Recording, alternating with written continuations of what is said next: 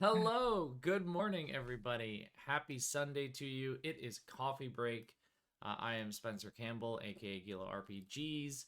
I am here with the lovely Cassi Mothwin. Cassie, how are you? I'm so good. It is, not super early. I was able to squeeze in about 30 minutes of Fallout New Vegas, so I'm feeling, very in the RPG mood. Are you playing Fallout New Vegas because have you recently watched the show and so it's got you in Fallout mode, or Yes, show. I loved it. yeah, Not perfect, but I loved it. And I played New Vegas in 2017 for the first time, and I was like, you know what? I sided with Mr. House, which probably isn't the canon ending. Um, so I was like, oh, let's go back and actually like now I know the NCR more, and they're not just government lackeys to me. right? So I'm probably gonna side with them this time.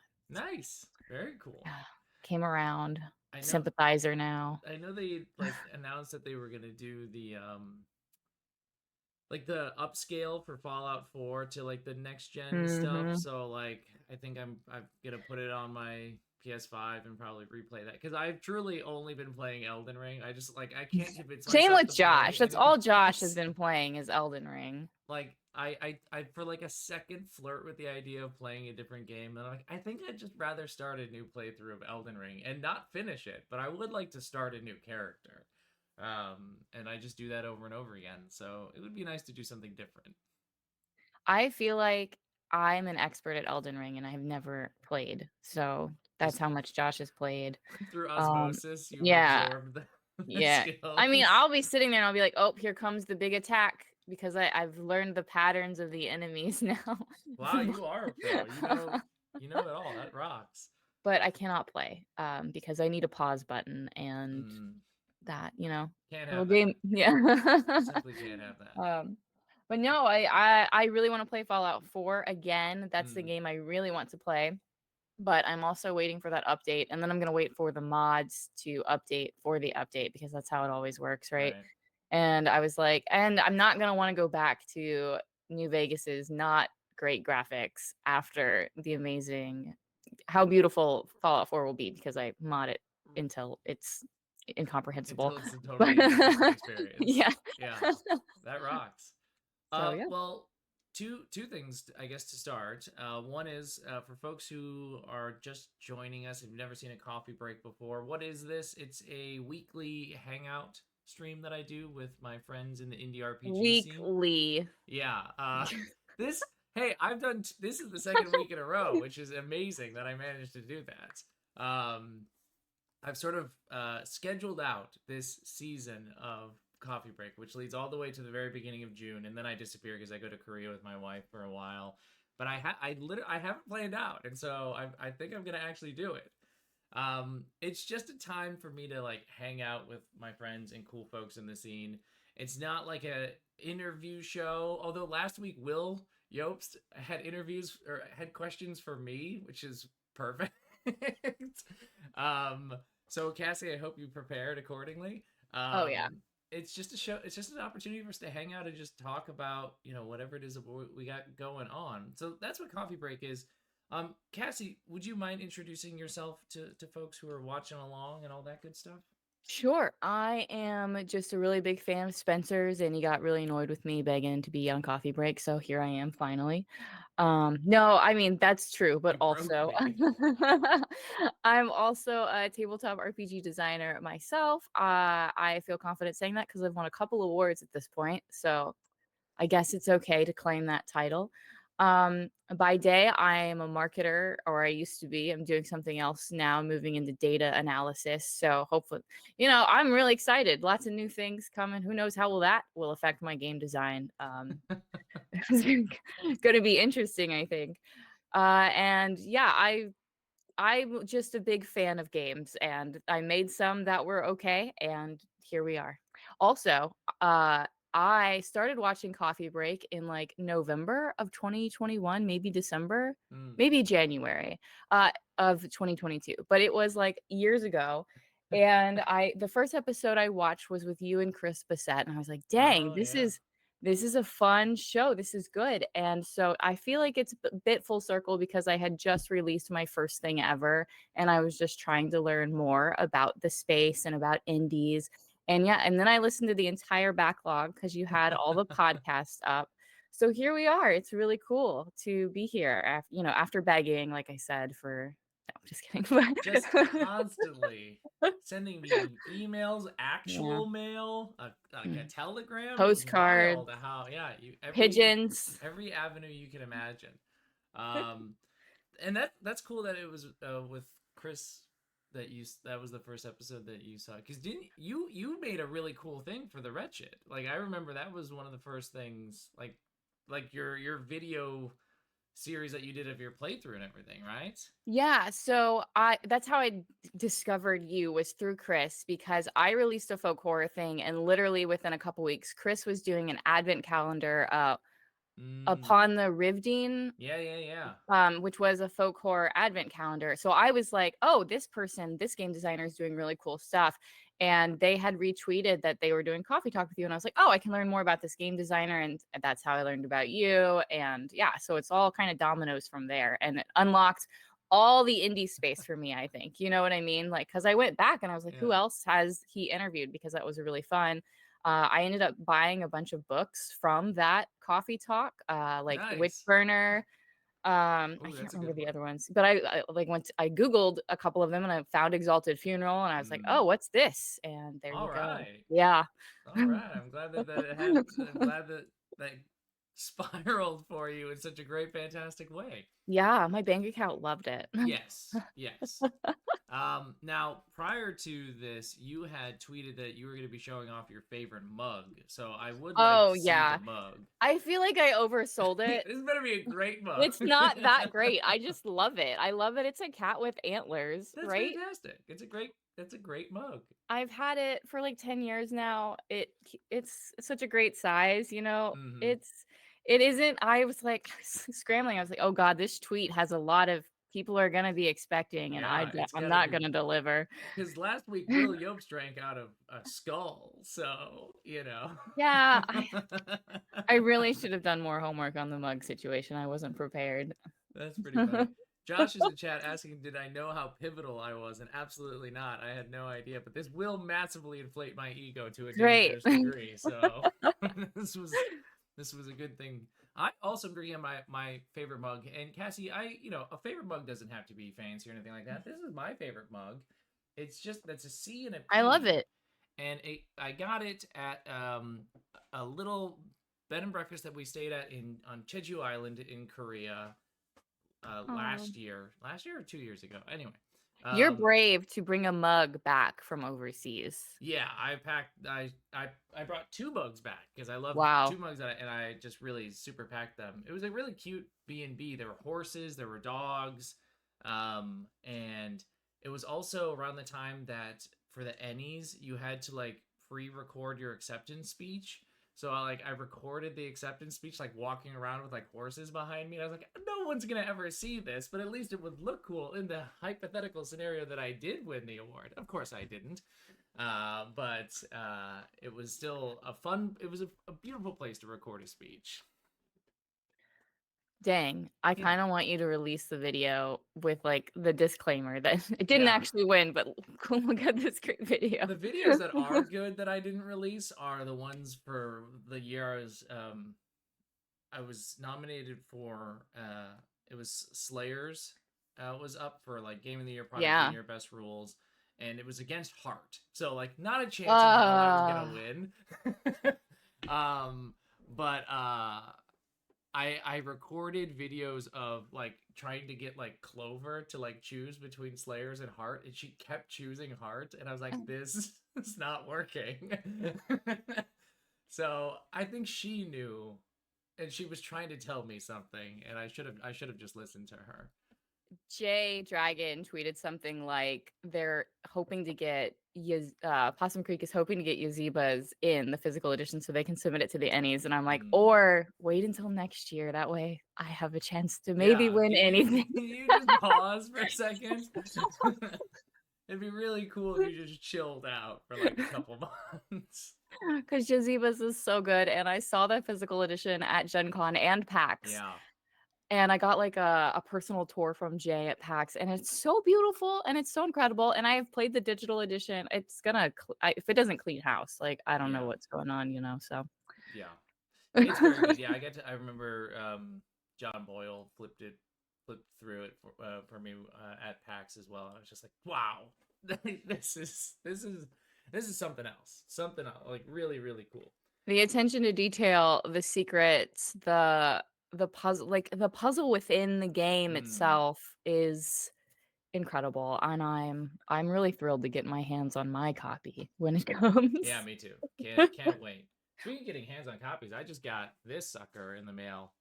Eat the Reich. Where is mine? Oh Oh, my it should god. be in the mail. I don't think I even got an email. I saw that you tweeted about yours, and I went to my email to see if mine had shipped, and I got distracted by another email because ADHD is a bitch. Yeah. But yeah, I ordered it. How does it look? Show Oh my us. god. I Give mean, us a little tour. it's wild how cool this is. Like Oh, it's of course very hard to show on camera, but like this is textured with like splatter yes. effects, and like the front image is one of the drop coffins, and you can see one of the vampires inside, and like it is just a gorgeous piece of art. And Oh, the pink edging on the yeah. paper, and like every page is just gorgeous. Like every page is gorgeous, but like not like super distracting. It's Mm-hmm. just like it's very very readable, but it's just very very Give us a gripping. spread. I Show mean, us a spread. here's a spread for like one of the Oh, vampires, right? yes. But like even just like regular rules are it's like written up like it's a Mm-hmm. mission briefing, like a dossier sort of Wow. thing. What size is that? Is that the same size as Heart, or did they go This smaller? is smaller. I have no idea what size. I I'm have a digging the ruler right here. size of it. In terms of book sizes, my favorite size is the size of Trophy Dark. I can't remember what it's called, like in the printing. But those book sizes I've decided is my favorite size for larger text. This is approximately 8 inches wide and Mm-hmm.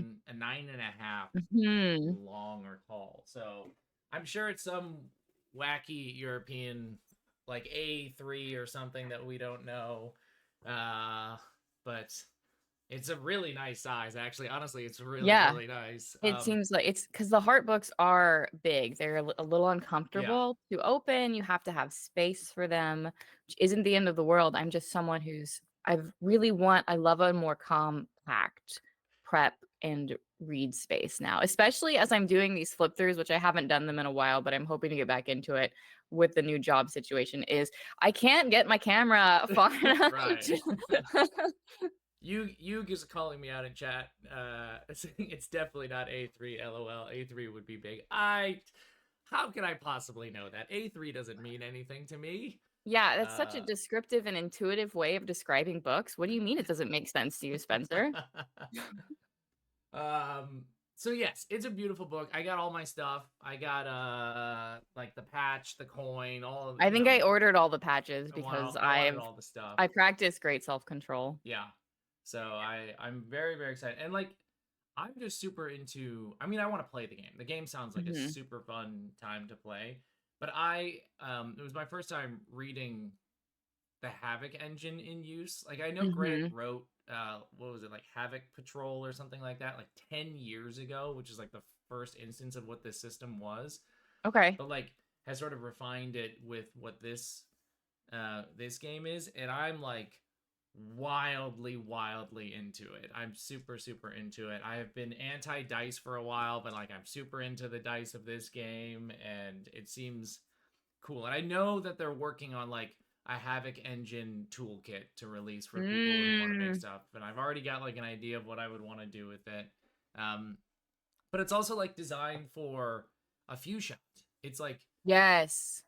they recommend like you could do it in one night. It's gonna be a long night, so maybe just spread out like 2 to 3 nights of really ultra violent vampire attacks, and just have a good time. I'm like, that sounds exactly what I want. Like what we did with our Yes. Nova campaign was like, let's just play a nice little 3 arc. We can tell a story in three and like feel good about it. I am a few shot convert, and I say this as someone who's running 2 3 year campaigns. We're Wow, entering our fourth year. I'm wow. ready. I'm ready to to reduce and bring more range to the table.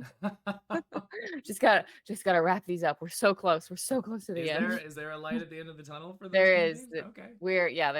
We're so close. I think one group has like two bosses left, and the other group has one boss left. Okay. So we're almost And there. you're almost free. Almost free. Do you know what you want to like play next? I really want to do a Court of Blades. Nice. I want to try that for a little bit. I want to do that for maybe 4 to 6 months. I am also looking at Heart, or there was another game. Obviously, I want to get Slayers in there and Nova at some point. I imagine those being more like in between games, because I want them to be few shots. One of my friends I think is gonna love Nova, so I'm really excited to get that to the table. Sick. Last Flight of the Pandora is. I Ah! know I talk about it all the time. I just really love that one, and I think it's great for a one shot in between games. Goofy, silly, horror. What more can you ask for? In space, it's so good. If you haven't checked that out, check it out. I know Spencer has. I certainly have. Mike appreciates it every time that you give him a shout out on that. He really, really appreciates that. I thought I had a copy somewhere. God, I don't. I meant to like put out games I wanted to talk about because as soon as a game leaves my visual depth, I forget about it.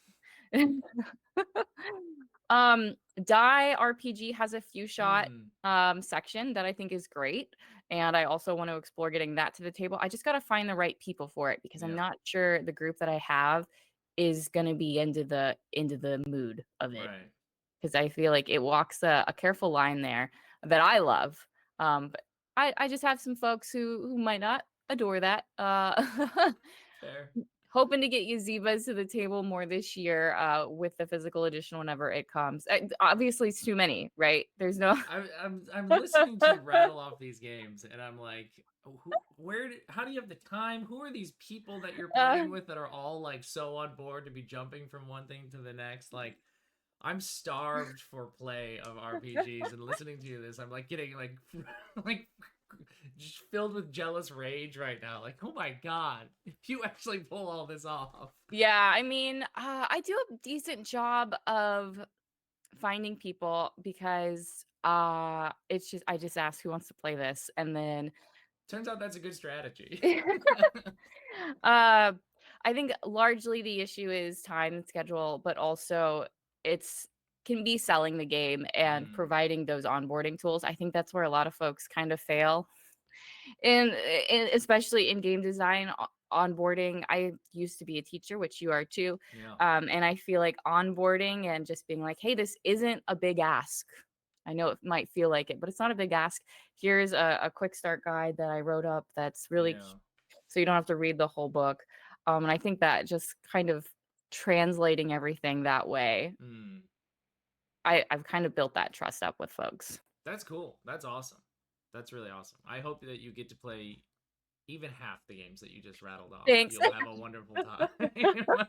Yeah, even if it's 4 or 5, but I don't know. I'm really hoping as the year goes on that now that because just for backstory, I've been applying to I was in a job search situation, so all of my spare time was with that. And then I also had eye surgery. And then I was also recovering from major burnout. So I haven't done a ton this whole first year. It's been very quiet for me. I just came off private on Twitter because the job situation has been secured. Right. So now I am like, I feel like I'm back. The eye surgery's done. I've been cleared. I'm healing. I'm no longer burnt out. I say proudly, hopefully, hoping it's true. Just if you say it, it must be true. Yeah. So we're back. You know, the sun is out. It is. It is. It's been really nice here in Chicago, at least. The last couple days have been weirdly cold, but it's been nice. It actually has been feeling like spring here, which is really nice. Yeah. Yeah, I haven't had a chance to play too much lately, though, but I did get to play just a couple weeks ago my favorite role-playing game to play with people, which is End of the World. I love playing End of the World. I don't think I know that one. Maybe I do. It is a Fantasy Flight game that is no longer in print. Okay, then I don't know it. It doesn't use their weird Genesis proprietary dice or anything like that. but it's a game where you play yourself. So you don't have to make believe as a new character. It's the apocalypse, and there's all these different books that you can get. Like this one is various zombie scenarios. This one's alien scenarios. This one's technology scenarios, and this one's like weird gods scenarios. And the character creation is really fun because you make yourself like with a stat spread, Yeah. and then the table votes on if you did a good job or not, which is kind of always elicits a fun conversation. Um, and like you literally your characters have on you whatever you have on you right now because the game is supposed to like start Oh. where you are in many ways. So it's like you're gathered Oh. together for a game night and what's in your pocket right now and how charged is your phone because that's what you got. That is such um a cool concept. I Holy cow. It's very fun, and the reason I like it so much is I use it as a tool for teaching people role playing games. Yeah. Because a lot of people, if they've never role played before, right? And now it's something like, great, pretend you're like Glinfar the elf. And you're like, I don't know who Glinfar the elf is. You're like, but what would Glinfar do in this situation? You're Right. like, I don't Right. know. And you're like, Yes. I'm in a weird magical world, and I'm also an elf. I've never been an elf before in my life, and Mhm. but if it's like, no, you're just you, and there's some weird monster smashing on the door. What are you gonna do? That people get it. Mhm. They just like it Yeah. clicks, and then because the scenario is far fetched, it's easy then to go, okay, so you've played in a far fetched world, but you were you. Now play in a far fetched world what would somebody else do? And it's like that's how Mhm. I then go, do you want to try something else? And Why it's is this game out of print? I don't know. I mean, like Fantasy Flight's whole Um, RPG division like shuttered up and got fucked up yeah. like a few years ago, but I feel like this game was even out of print before that happened. I don't know why it happened. But it's I remember seeing it at my local game store when I was in grad school and just got super enamored with it. And we had a Yeah. my birthday tradition every year was to just literally run RPGs all day long with my close friends, and so we just played a shit ton of End of the World that year because it was like, yeah, this is fun. Let's just watch how far we can take this. And, living in Chicago, it's like great. Yeah. We are in a prime space where there is just so much that we can play with in terms of where we're gonna go, what's going on, how things are going wrong. It's very very fun. So I know that you've told me this before. When did you get into tabletop games? So I got into them in grad school. Okay, that's So what I thought. I hadn't played them when I was a kid. No, nobody I knew played them when I was younger, in high school or even in college. I played Warhammer when I was in high school and college. So I played like Okay. So you were tabletop. still a nerd. I was Yeah. still a nerd. I just played war game, like the war games, and I played Magic and board games and stuff like that. And I was part of the frisbee crew, so we were nerds about frisbee. But like, no, I don't know. For some reason, so I was in all the nerdy circles, but my circles just didn't play D&D or anything like that. Um, so I didn't play any role playing games until grad school. And that was only after I even like saw people playing them for the first, like that's when early AP streams were getting going, Yeah. like role play, Right. ROLLPLAY. Um, and the only reason I watched that is because one of my favorite professional StarCraft players was a player on that stream, and so I was like, well, I like StarCraft, and so I'll watch this guy play, and that got me interested. But I didn't want to play D&D, so like it took me a while. I Mhm. didn't play D&D to start. I played Dungeon World. That was my first Right. role playing Yeah. game. But yeah, it wasn't until grad school that I got into all that stuff for me. Um, what about you? When did you get into all this? I was 28. I think I just turned 29 Okay. when I got into them. So 2018 specifically is when. So not very long ago. That's What about when I was doing it too, then yeah. Yeah, I had played I had tried to play Dungeons and Dragons, and I had played role-playing games without knowing they were role-playing games, in the sense of Mm, my friends and I would sit in this antique store and pretend to be characters in a make-believe world, and we would roll dice, but there weren't any real rules. It was just right, like, I'm gonna roll a die to see if I can do a thing. But I don't have a character sheet, and right. we all just arbitrarily decide if it means success or not. And um, then when we would play Eldritch Horror, which is one of my favorite board games of all time from Fantasy Flight, we would pretend we would randomly take one of the characters out of the game and then pretend like we were that character. Like, what would this farmer do in this situation? And I didn't know we were role playing. You But it just was a stumbled into it. very That's awesome. it was a very fun way to engage with Eldritch Horror. The Yeah. board game is already fun, but suddenly embodying this farmer was great. So then I was like, you know what? Maybe I would actually enjoy a game where it's designed for that kind of There's some interaction. structure.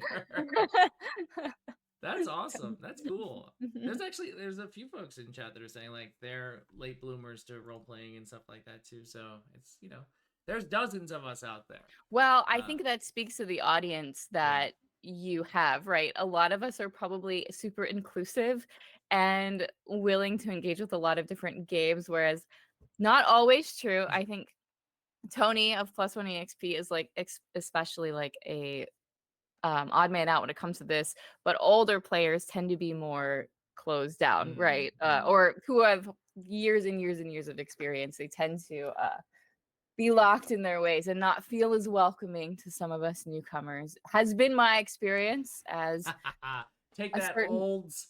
type of presenting person on Twitter. I love that. I love that. Yeah, lots of people started in the last like 5-10 years. That's cool. That's really Yeah. cool. I love I mean, that. it does feel like, as someone who's looked back and hasn't, just to like learn their history, Yeah. it does seem like with the growth of video media and AP that followed that, Right. there has been a resurgence, so to speak, just in, I hesitate to use the word community, but generally speaking, The uh TTRPG family that we all love each other so much. Oh, it gives me shivers and crawling skin every time, every single time. Love it. Yep. Hmm. Delightful. Yeah. Oh, So, yeah, that's how I got started. And so, yeah, End of the World was one of the earlier games that I ended up playing, and Dungeon World, and I mostly played like PBTA games that's what because it sounds like. And then you don't like them anymore. I So don't. Well, so it worked out real well for yeah, you. I like concepts of PBTA games, but anybody who's watched the trajectory of me as a designer understands that I design games that are about fighting things, and I just fundamentally don't understand how PBTA is good combat or good at doing combat. Fight me if you will, BLG. No. If you watch this later on, fight me. I'll be talking with Brandon in at the start of June, and Oh, that'll be maybe he good. can open my eyes to it. That'll be Um, exciting. No, I agree with you. And it's something I kind of find frustrating because I think there's a great space in there somewhere, where there's some mechanics of PBTA and there's mechanics of traditional tactical RPGs. But I haven't found it yet. And I feel like that game would be made for me. Well, Um, like Icon. I mean, have you read Icon? Like I the I combat have is not. just 4E, and so like that makes me happy. And then they're like, and then we'll just do something totally different. And like that's how Lancer works too. So it's like, Right, okay, good, because PBTA mechanics are really good at things that aren't combat, but right. they, in my opinion, fundamentally fail at that. And so smashing two things together, peanut butter and jelly style, can be cool. I know that I that feel like also is Forged in the whiplash Dark, for people. it's not exactly tactical, but I feel like it does an okay way of sort of writing that line too, where it still feels strategic while also leaning into the role play aspects, Yeah, which absolutely. I think is cool too. Yeah, I played some of my longest campaigns were Blades games. They were Wow. yeah, I love Blades. My friends really loved Blades. Um, you know, we would play regularly, and I would like do the faction turn stuff outside and write like the monthly Gazette Oh my and gosh. email it to them and all that stuff. It was really, we got super into Blades.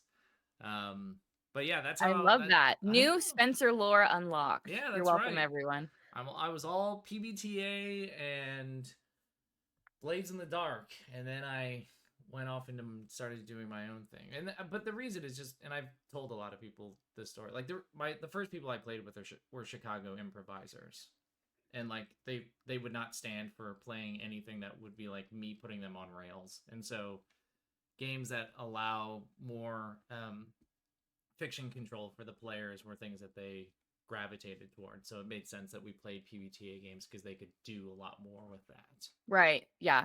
And I mean, I think that's something that's worth discussing, not between us, but at large more so, because I have found that there are players like improvisers, for example, who love an open-ended game, has a lot of place to play around. You can do whatever you want. But I've also encountered players who are like, I hate that. I Mm-hmm. have no idea.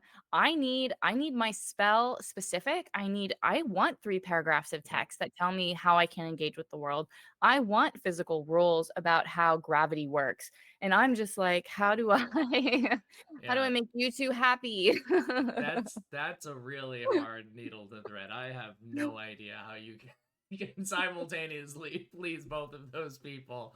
I don't Uh think you can. no, I think But you have to just run two different games yeah, at that but point.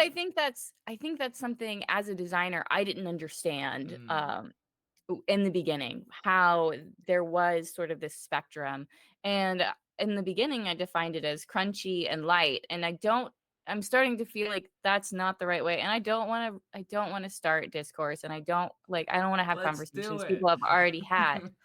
But I do feel like there's more like a game that's a bubble where it's more fluid and it's mm, gonna expand for you if you have the desire to expand it. And then there's games that are stickier where you're kind of stuck with what it gives you yeah. and the tools you can use. And unless like you want to break the rules, right? Like if we're talking specifically in the rules, you're stuck. So, Right. and in the bubble, I imagine you bouncing around a little bit more and having more of that um open-endedness and control over the universe. Yeah. So that's kind of how I imagine describing some games to people as well. In this game, you're going to be stickier, right? Yeah. You're not going to be able to bounce around and do whatever you want. But in this other game, you can. I love the textured way to think about this. Thanks, Will. Yeah, I mean it's a fun analogy. I think that's, to me it's infinitely easier to understand than light and crunchy, which are just like not particularly helpful words They're and are not. just so open to interpretation. Like at least the idea of a game being elastic or sticky or even like crystallized and like it is Yeah, very rigid, like that helps me, and I'm sure a bunch of people understand a bit more about what to we expect in should terms of the structure of the game and what I can do within it and everything like that. we should create a menu. And this is your fluid game. These are your soups. Here's your crab rangoon. It's crunchy, but it's got a soft center. Oh my god, this is amazing. I would love to find Here's the your food pairing. crystal. I Yeah. don't know what the crystallized is going to be. It's got to be something very crunchy, very hard. It's suckers, like Yeah, exactly. Amazing. All right. uh, New thing, new project. Making the food menu of games using this chat. new. Can you get on that while Yeah, we move somebody on? else do this. I don't want to do this. I got enough things going on. We gave you the starting ideas, but by the Yeah. end of the stream, you can have it all figured out. Yeah, I assume in the next 30 minutes or so this Yeah. will be ironed out and up on itch already. Yeah. Uh that's awesome. Yeah, Josh says, I want my game well done, dry, and crispy. Al dente gaming. Oh Good God. stuff. Very good stuff. Um, yeah, yeah, that's good. I like it. That's gonna be in my head for a Imagine if we while. had a My Plate Mm-hmm. tabletop RPG. Like this is how you get a full serving size of your You You want this many dice usage oh is my your god. player sheet. That'd be wild. That'd be very wild. That's very fun though, at the same time. Like, I mean, if you really did think this out, like you I can't. This is definitely for someone else. I'm happy to take the idea credit. I'll be I the producer. I almost feel like it would be fun instead of saying like this game is this dish, it's like breaking it down into like systems or mechanics. Like this mechanic is going to feel like this. Right. And so then somebody could order like, okay, I want these are the ingredients that I want. And then like just like, there are like apps out there that are like, this is the ingredients I have. What can I make with this? Like the Mhm. food would be like, these are the ingredients I want. What game comes close to if I smash these things together?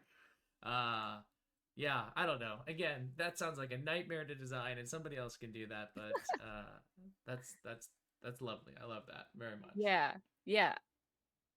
Yeah. I'm trying not to continue on the bit I because it's know. really hard. We have to break from the bit. We need to talk about something else now because I'm also getting hungry.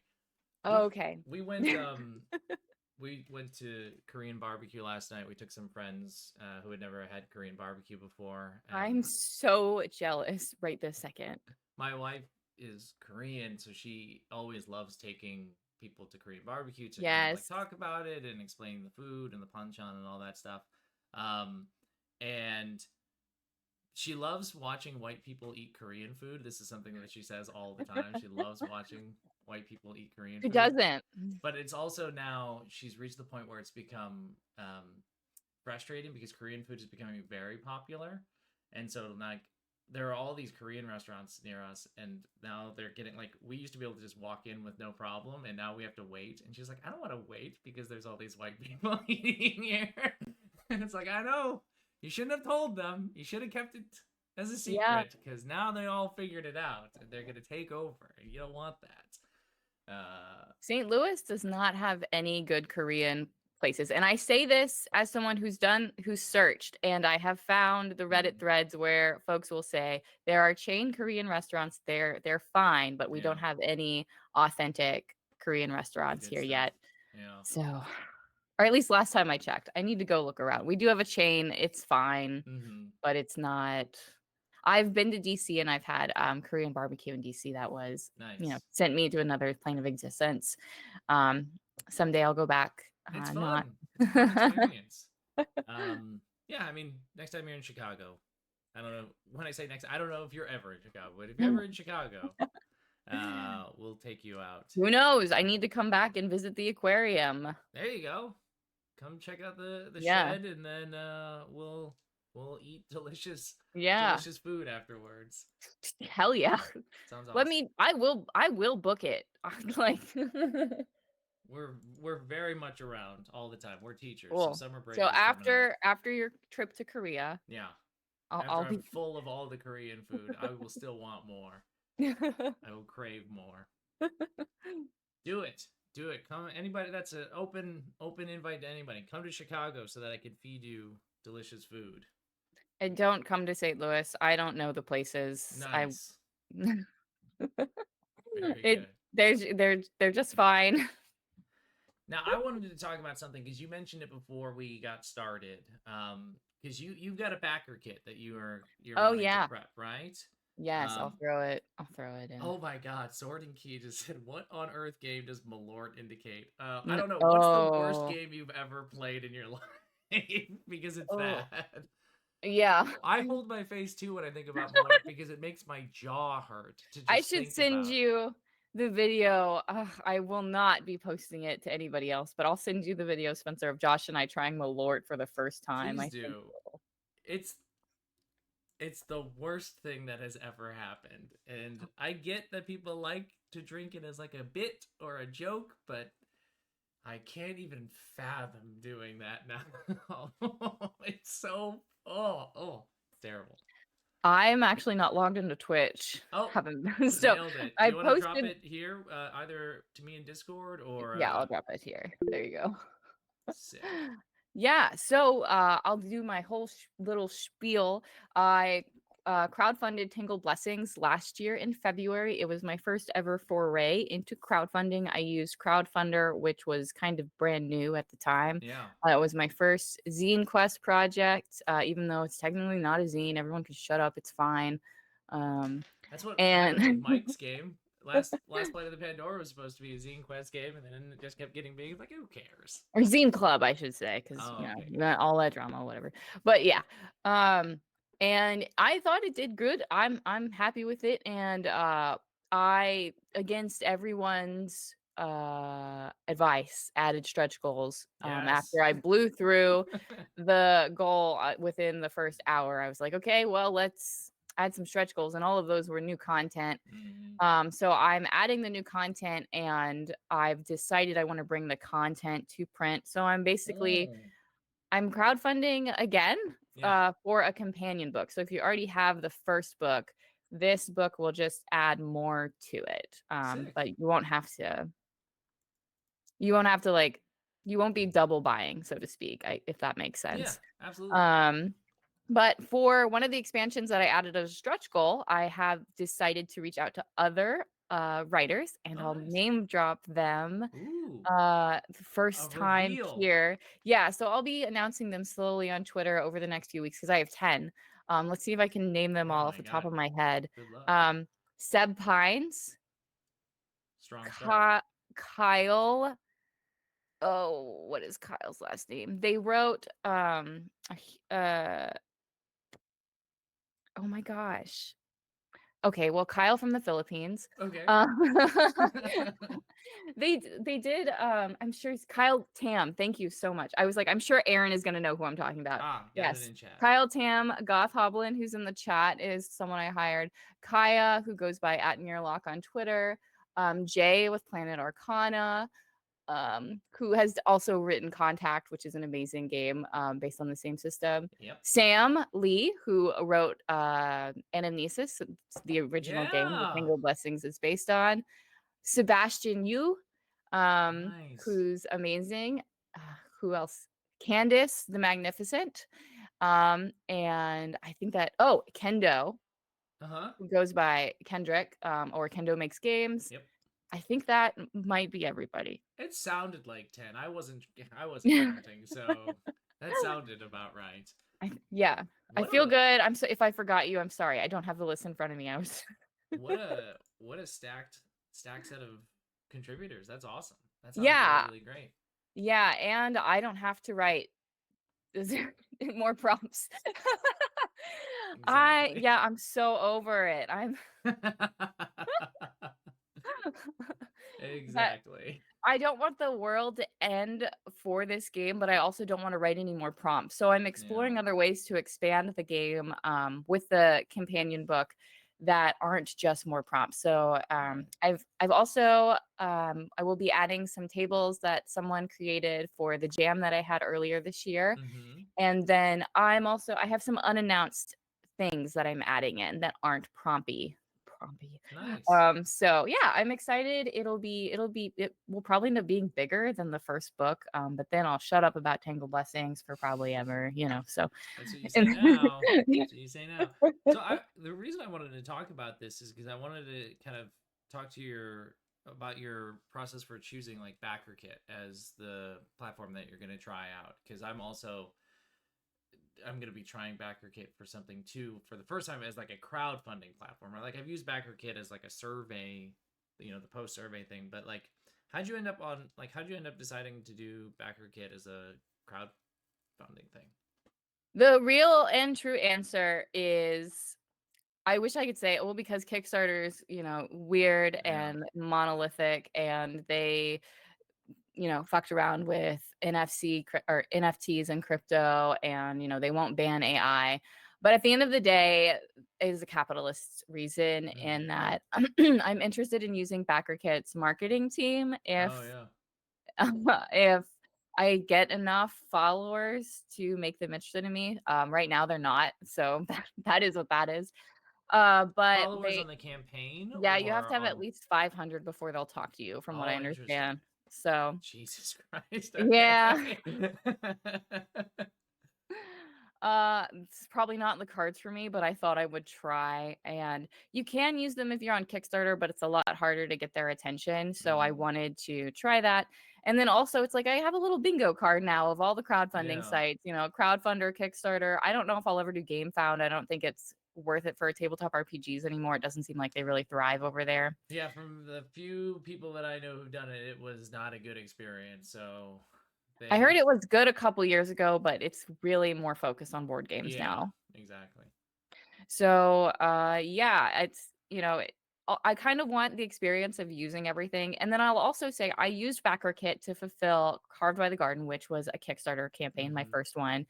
And I really did enjoy BackerKit's backend system, Yeah. especially since Crowdfunder didn't really have one. And I had to use Google Sheets to figure out where to send things. Oh my It was gosh. a disaster. Um, Oh, so having BackerKit as a way of organizing pledges and whatnot was great. And then also BackerKit's customer service was very helpful. I don't think it was overly expensive yeah, to pay for. I know a lot of people have told me, well, they're really expensive. For the peace of mind after doing it all myself right.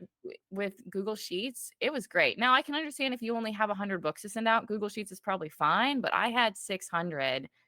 It's not Yeah, ideal.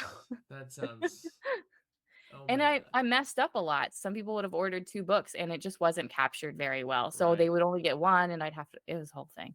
So anyway, I thought the back end experience was good enough. Let's try The the whole front thing. part of it, Yeah. the actual crowdfunding piece. And I think from a build out, the campaign page, you have a lot more opportunities to just design it for tabletop RPGs. I haven't Hmm. completely structured my campaign page yet. I just have the landing page, which I think is also great. You can add so much more to the landing page other than a single line on Kickstarter, Right. which I think is great. So, so far it's fine. Yeah. Yeah. I'm excited to see how it goes. I'm doing it for Nest, and Okay. we're doing another sprint fund, so it's gonna be quick. I'm not doing long campaigns ever again. I just have no desire to do anything longer I than a think week. Travis, whose last name escapes me, but Travis I'm sure. Hill. Yeah, did one on BackerKit and it was fine. Yeah. It did. So, Travis is the one that got me into sprint campaigning in the first place because he just doesn't do anything. I think he does them like 3 days these, just in and out, and I'm so into that because having some of my first crowdfunders being those like I'll do this for 30 days. It'll be totally fine. I'm sure my brain will be healthy that entire time. They were nightmare scenarios for me. So yeah. I just know that I personally can't do the 30-day campaigns. And I even think honestly, 2 weeks is really rough for me. I think 21 to 24 days uh, is my place. So I start on yeah, a Tuesday usually because that's a great day that's for what emails. everybody I'm in does. marketing, Uh huh. but Tuesday's a great day for emails to go out. And then also if you do the 21 to 24 days, you get 3 Fridays in there, Right. which means 3 paydays, Yep. depending on when people are paid usually. So that's what I do. Also, I'm in You're just marketing and I built can't different. yeah, I really love it. I hate it and I love it at the same time. I love being in the I've only had 2 successful crowdfunding campaigns though, Hmm. and they both were great in the beginning. Like I didn't have to sit there and wonder if they were gonna fund. Sure. So I come from a place of privilege also. So I really should shut up. You know what I mean? Like I now watch this third one the See struggle what you've done. not get funded. I'm just like, It okay, will be never fun, and mind. you will be great. Yeah, I'm yeah, I, I'm not gonna ask for a ton, so I'm sure it'll be fine. yeah, and for me, like I've just learned, like my biggest two crowdfunding lessons, and this is just again for how I like to do things, is I like the short campaign just because I don't like to market at all. I don't like promo. It's like pulling teeth to get me to do any of that sort of stuff. I should be doing it all the time, and I never do it ever. And so like if I don't have to promo for longer than a week, great. And then like there's always like everybody like knows that like the first 48 hours and the last 48 hours of campaign are great because of at least on Kickstarter because of how they do the Right. automated emails. I think Um, it's similar on BackerKit. yeah, Crowdfunder, I did not enjoy that last 48-hour bump, and it really bummed me out. that is a huge bummer because that's at least something that you can look forward to with a Kickstarter campaign. Is like there's that wave that happens at the end, which is always a nice feeling. But then there's the plateau in the middle that like has like Yep. slow but maybe incremental growth. And if I can take 4 days and only have 3 days of plateau, that's why I do the week. But that's just because that's how I like to do things. And I've also stopped doing it where I don't have the game not done. This is my new Yes. thing. Is like the game is done when I crowdfund this I because I can't imagine crowdfunding a game that I so mine are mostly done when I yeah go live. Usually I still have to finish up some layout tweaks or I'm still finalizing a few things, but the yeah of text course is usually text complete most of the layout because for me, how do you know and this I'm not judging anybody who does do this. Like I am in awe of you, but I don't know how to estimate the cost of printing when I don't know how many pages are going how to big be the in book there. is. Yeah, I don't know how to estimate. Like sometimes I wrap editing up into the crowdfunding costs, and I don't know how much that's mm-hmm. going to cost until I know the word count. So, how people do that, power to you. It would give me anxiety. I would be so stressed. And I have read horror stories where the page length gets longer than they thought it was going to be, and now that's increased postage, That's and what happened now to me. they either they either have to increase shipping or they just have to eat the costs. Yep, So yeah, so I try to wait until it's nearly ready to go. It still takes me 2 to 3 months after the campaign finishes to finalize because I mean it takes sure, a month for funds to right, usually hit the account and then to send everything off and then get everything back usually takes another friggin' month. right. So it's Yeah, of not an course. It's instant not like delivery, it's but there on the end date, but it's very soon after. And yeah, I've had the two negative experiences that I did to myself, where like Slayers, when I first funded that, I had it under assumption of a certain page length, which was going to be a certain weight book, and then it was longer than that, and I charged the shipping in Kickstarter because I didn't know anything about BackerKit at the time, and yeah, so like I couldn't be like now give me more money because they had already given me their shipping money, so I just had to eat all those shipping funds, and it basically it increased the tier of shipping from one tier to the next, which for international ooh, shipping yeah. said okay every package is like $12 more than you thought it was, and it's like oh that's gonna be really fun to just have to devour that across everybody. um and then I've also had campaigns where I didn't have the game like very close to being done when I was finished, and then it's like my motivation to finish the game saps away the second the campaign is over. It's just Yeah, like, oh, now I have to do this thing because I've been paid to do it, and now I have to do it as opposed to before I was like, I'm doing this because I enjoy doing this. Now it right. suddenly felt like this is a job now. You have been Yeah. paid to do this job, and I'm like, ooh, I don't like designing in with that mentality in mind. So like having it done because it's fun, and then going, and now let's get it out to the world has been better for me. And then, I mean, I also feel like there's this sense of I don't like feeling like I owe people anything. Um, and I do owe people some things, but I don't like feeling that way. So as soon as I can give people what they have paid for, Right. I feel better. So I always feel bad. Like I like one person back something that I still haven't sent out yet. Hopefully I've reached out to them. They know Yeah. that there was eye surgery and other things Sure. involved. There's always Um, stuff. because I'm working on a Jenga tower that they contributed to, and Right. it's time consuming. It's gonna be worth it, I promise. But but I don't like so as soon as I can give you what you've Mm-hmm. paid for, and also from like a tax perspective, it's so much better if you can ship things in the year you get the money for Yeah. them. Uh-huh. That's very nice.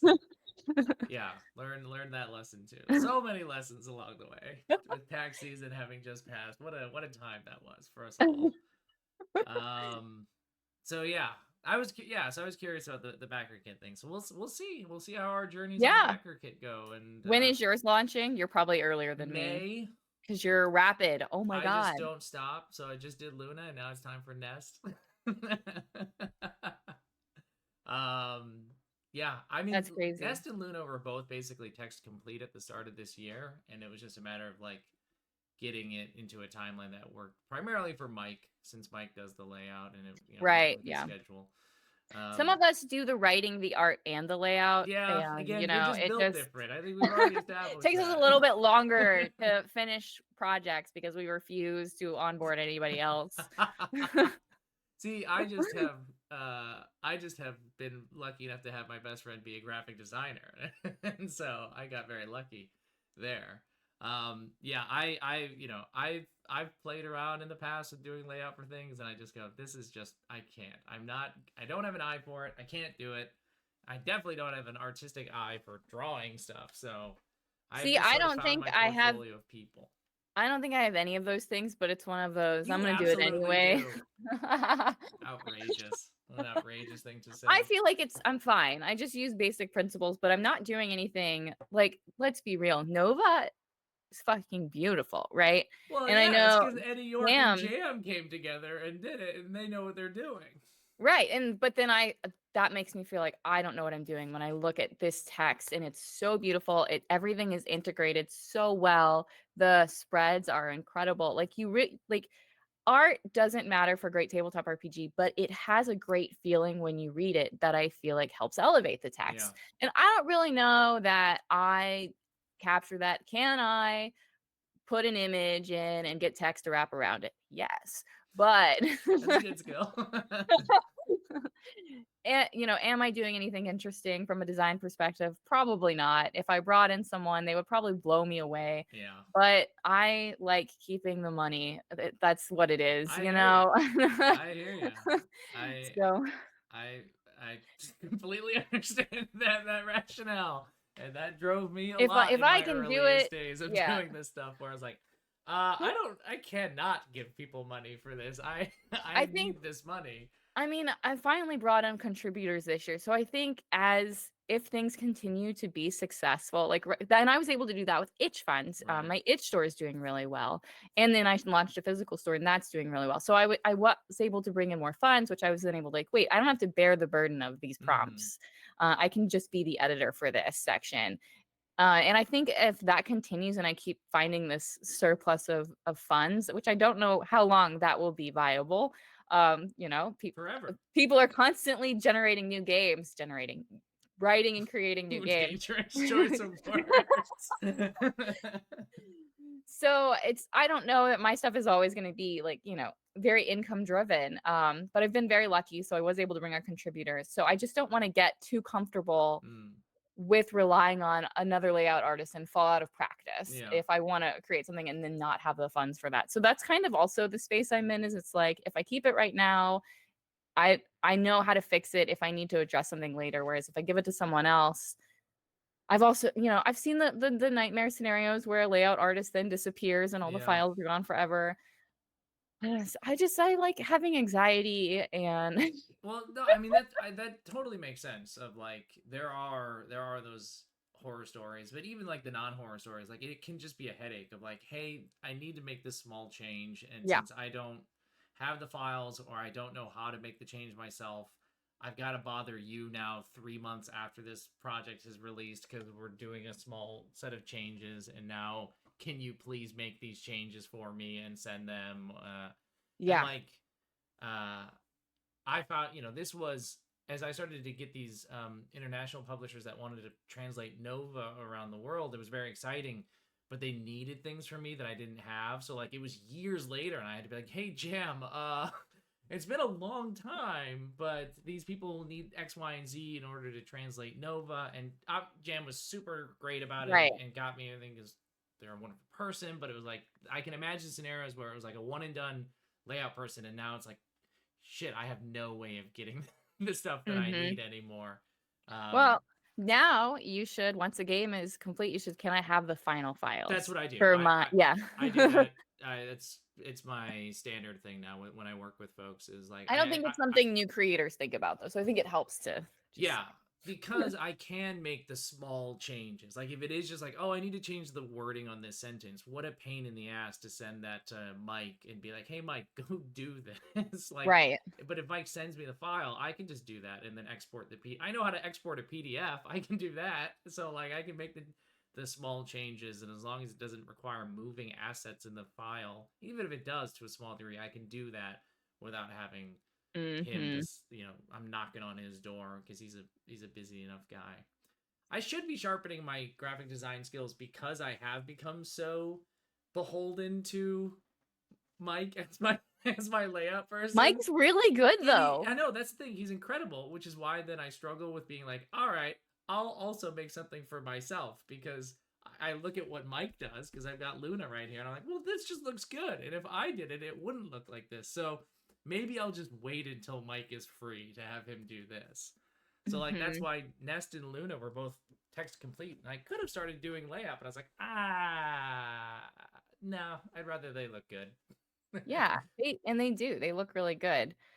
Kind of segueing a little bit, I've joined Zine Club that Plus One EXP is Yeah. putting on. I don't know if you heard, I'm the Zine Fiend over there. The So zine. I'm helping. I didn't know you were the zine fiend. That was Yes, your title. that's my official title. And so I'm helping with marketing over there. And I think one of the things that's great about it is if a creator has a text complete game and maybe they need help with Mm. layout, that is something the Zine Club does. They did, I believe that Zine Club like paid for layout for Longsword that was put Oh, out that's recently, awesome. which I don't have a copy of. I have a physical, or I have a digital, but I don't have physical yet. Right. But so if folks do have games that are text complete that you think fits within the Zine Club, they have to be Zine length, so around over 20 pages, but less than 60. Something to look into. Should they reach out to you about that, or should they Yeah, I reach out to can. Tony or I'm definitely someone you can reach out the to. zine fiend? Mhm. And I can get you in touch with the right people. I've been told I can be a gatekeeper though, so Well, obviously. you better be nice to me. If I know you to be anything, it's very mean and exclusionary. That's sort of the first thing I think of when I think about Cassie Yeah. Mothwin. Good. Then my brand is on Brand point. is secured. Perfect. Love it. I was just thinking, whenever I do these, I also oftentimes try to think about when the first time I like met the individual, just so that I have a sense of that. And like you shared, like watching Coffee Room, Uh-huh. but like the first time we met would have been at PAX, Gen right? This Gen last or Con Gen last Con. year. Yeah, Gen Con Yeah. last year. Yeah. Mm-hmm. Mm-hmm. That would have been like the first IRL meet and everything like Yep. that. And Yeah. that's where I met Mike, and I bought Last Flight of the Pandora Uh huh. and had my life changed forever. No, just kidding. It was a great game though. It's it's life changing for him that you have It's if you've been such a it's champion see, I for it. think it speaks a little bit, it's a testament a little bit to the value of physical games, because Mm, if it hadn't been there and it was something I could engage with a little bit and flip through, it probably wasn't something I was going to pick up. right. But then even if I did pick it up digitally, was I going to remember then to read it? Yeah. You know. So yeah, I Nice. don't know where I was going with that other than yes, Gen Con 2023 was a great Gen Con. Super solid Gen Con. Yeah, that was a fun time. Happens at Gen Con, stays at Gen That's Con. right. Oh my goodness. That's right. That was a fun time getting the whole historical breakdown of the Forge and all of that. Yes. We're just sitting there like, this is a lot of Spending midnight this is a learning lot of about. RPG theory and history for me right now. I remember every word. Amazing. I remember very little of it. Uh, good times. Good time. Are you going to any cons this year? So I did just get a new job, so that might affect some things. I am planning on going to Gen Con, and I Okay. should have PTO built up by then. So I'm planning on it. We'll see if anything changes. I got a few local cons. So I'm going to one that's just south of here. It's starting the first time this year in my old hometown. Nice. There's only like 6 other vendors there, so we'll see how it goes. But it's within 2-hour driving distance. So, and my grandma lives in town, so I can just stay with her. So from a Sweet. investment standpoint, should be fine. And then going to Fear the Con, Fear which the is a very con. small St. Louis con. Last year there were only 4 other vendors, but it's great because I can just come home and sleep, and I don't got to Yeah. pay for a hotel or storage or anything. Looking at PAX again, I'm not sure about PAX. It's probably, but also maybe not. It was really expensive to fly out Yeah. and fly back and pay for the hotel, and then I barely broke even Yeah. from all of that, which I was so glad I was there because it was so much fun. Mm, And then I won an award, so getting like able to go on stage and everything, a priceless experience. So I don't want to like, there are some things you just can't pay for. right. So really glad I went. I'm just thinking, how do I want to balance my time this year? And I am trying to invest more in relaxing. Mm. So we'll see. PAX is anything but. I don't know if you heard, but I did crash a karaoke party at PAX. Oh yeah, I tried to bring you with me. Yeah, and One, I wasn't having any of that. I don't turn off at conventions, so it's one of those things where I have to be careful. Mike and I I absolutely turned off. I was looking at Gamehole Con. Oh, Is that the I one? hate the name of it, but yeah, up in Yeah. Madison. Yeah, Uh-huh. it's another one where I got this new role, so I don't know anymore if that's still on the table. Yeah. So we'll Cool. see. But yeah, Gen Con, I assume. Gen Con, tabling at Gen Con, tabling at PAX, and then that's sort of, I applied to table at Gamehole, but I never heard back from I them, did so too. I have no idea. I Did they applied get with back to Table you? Cat Games, who's in chat, and he never heard anything back. Yeah, I Okay. never got a response about a booth, so I'm guessing I'm just stepping in. I remember them like sending emails about we're figuring out the booths and all that, but like they were opening up event registration, and I was like, I just need to know if I'm gonna be there or not, because I need to like plan my fall syllabus accordingly. Oh yeah. So I don't know if I'll be there or not, but I know I'll for sure be at Gen Con and I'll for sure be at PAX. If I'm at Gen Con, I'll be slinging Zine Club memberships. Nice, So very cool, yeah, yeah, very it'll be neat. fun. I'm excited. It will be fun. It will be neat. Sweet beans. Well, I'm out of coffee. Yeah, same. So, but I know you wanted to mention the bundle before we Oh wrap up and yes. everything. So, do you want to kind of like mention the bundle and then kind of talk about where Yeah. folks can find you and all of that? And you can, yeah, I'll grab the link here and paste it in chat Yeah, 'cause for folks. I haven't apparently been on Twitch in a while. Anyway, the Palestine bundle, Relief for Palestine bundle is live. So I encourage everybody to check that out. It's on itch. Funds are going directly to an important cause. So, I encourage you to buy that. I have a game in it called Clean Spirit, which is uh probably more PBTA than Spencer would like. Oh, And it oh, has a dice mechanic. So gosh oh. dang it. What's Um the point even? yeah, it's just frustrating. There's a ton of great games in there, including Fist, which is also a PBTA mm. game, but I think it's super cool. So check it out. And then I posted that twice. And then I just sent my oh, you posted that already. Look at you go. See? I'm on it. Also, you can learn more about me and the games I make on Twitter. I shout a lot about non-tabletop RPG stuff lately because I'm in a Fallout mood. I'm on Threads and Facebook, regretfully, as Uh, well as Reddit. So you never know where I'm gonna pop. Oh, and TikTok, Instagram. You never know where I'm gonna pop up. yeah, you're on TikTok. Yeah, I'm everywhere all the time, all at once, and it's a lot. That sounds exhausting. Oof. Someone uninstall these apps from my phone, please. Please save me from myself. Don't email me unless you really need me because I hate email, but also don't private message me because I'll never reply. I'm sorry. This is who I am. You will see me active everywhere else, though. I love that. I'm Amazing. sorry. I'm working on it. No, I'm not. Well, folks, that wraps up this week's coffee break. This was an absolute delight. Thank you so much, Cassie, Thanks. for coming in Yeah, it was and so chatting fun. with me. Next week, I've got John Boyle coming Oh, in, sweet. who got the You're shout gonna out ask him earlier. about rock climbing? Yes, which I've learned is a thing that we can talk. I mean, I have nothing to contribute, but I will sit here and have rock climbing explained to me, which will be Yeah, exciting. that's what I want to hear. And then actually after John next week, I'm bringing Chris Bissett back. So we are truly getting There you all go. full Tell circle them here. I say hi. I will. I will pass that along. Folks, I hope you have a wonderful, wonderful. Ooh, you're a rock climber? Sick.